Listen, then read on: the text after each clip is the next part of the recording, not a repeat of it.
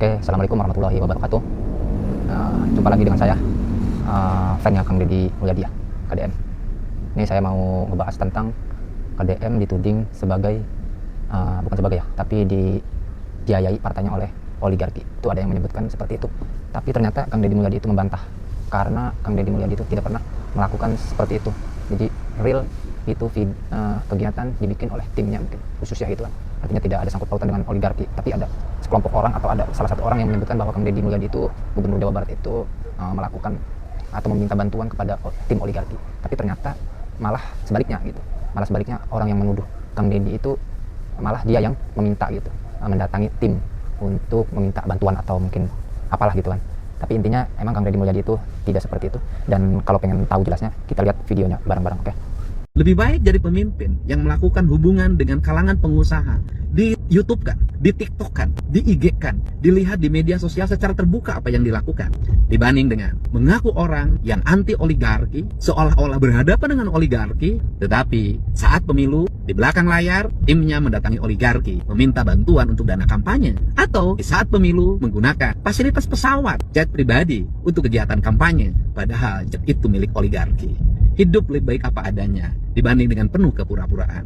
Pemerintah perlu dunia usaha, dan pemerintah harus bekerja sama dengan dunia usaha untuk kebaikan. Yang tidak boleh itu adalah melakukan tindakan-tindakan kotor yang bertentangan dengan kepentingan rakyat, kemudian merugikan rakyat, kong-kali-kong dalam pengelolaan pajak. Itulah yang dilarang oleh negara. Negara dan pengusaha serta rakyat adalah satu kesatuan yang harus saling mendukung demi kemajuan pemerintah dan Jawa Barat Istimewa. Saat ini ada stigma yang diarahkan bahwa saya dibiayai oleh oligarki, disponsori oleh oligarki. Hal itu dihubungkan dengan adanya foto dan kegiatan Pak Aguan CS di Gedung Sate dan di Kota Bandung. Perlu saya tegaskan ya bahwa pada saat itu pemerintah Provinsi Jawa Barat kedatangan tamu dari Yayasan Buddha Suci yang dimotori oleh Menteri Perumahan Kawasan Pemukiman Pak Ara Sirait atau Muammar Sirait. Tujuannya adalah memberikan bantuan kepada masyarakat Kota Bandung yang rumahnya kumuh. Ada 500 rumah yang dibangun, dan saat itu kami menerima resmi bersama Wali Kota Bandung, Ketua DPRD Provinsi Jawa Barat, Sekretaris Daerah Provinsi Jawa Barat. Kemudian setelah itu, saat saya berkunjung ke Takoka, Kabupaten Cianjur bersama Bupati, saya pada waktu itu meresmikan masjid, yang masjid itu dibangun oleh Yayasan Arta Graha, dan di situ pasti pemiliknya adalah Pak Tommy Winata. Komitmen kami dengan Pak Tommy Winata adalah satu, bersedia membangun mengembangkan daerah terisolir di wilayah Kabupaten Sukabumi, Kabupaten Cianjur, Garut dengan membangun batching plan, dan selama berpuluh-puluh tahun wilayah itu menjadi wilayah terisolir, dan kami akan melakukan secara bersama demi kebaikan.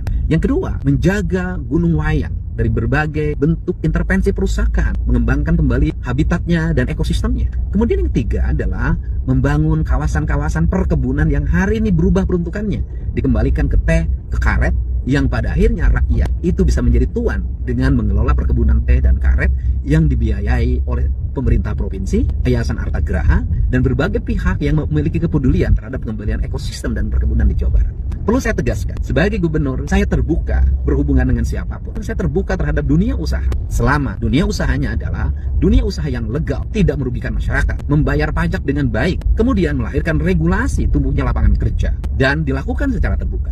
Tidak mungkin pemerintah tidak berhubungan dengan dunia usaha.